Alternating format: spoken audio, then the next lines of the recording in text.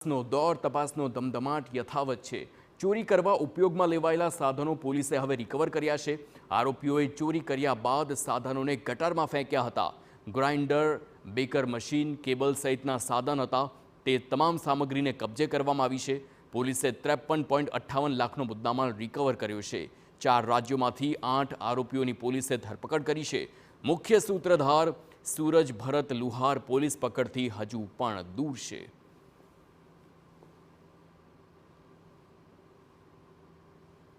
તમામ આરોપીઓને સાથે રાખીને ઘટનાનું રિકન્સ્ટ્રક્શન કરવામાં આવેલ છે।